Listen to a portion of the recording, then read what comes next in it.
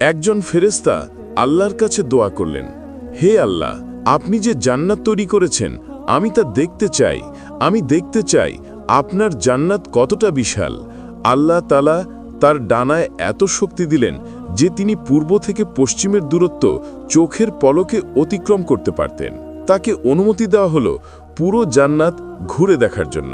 সেই ফেরেশতা আল্লাহর মহিমা ও শ্রেষ্ঠত্বের বর্ণনা করতে করতে যাত্রা শুরু করলেন।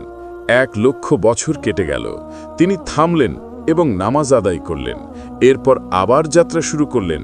এভাবে 3,00,000 বছর পার হয়ে গেল। হঠাৎ তিনি জান্নাতে একটি বিশাল প্রাসাদ দেখতে পেলেন। তিনি তার সৌন্দর্যে মুগ্ধ হয়ে গেলেন। সেখানে তিনি একজন হুরকে দেখতে পেলেন, যিনি এতই সুন্দরী ছিলেন যে ফেরেশতা অবাক হয়ে গেলেন। তিনি জিজ্ঞেস করলেন, তুমি কার স্ত্রী?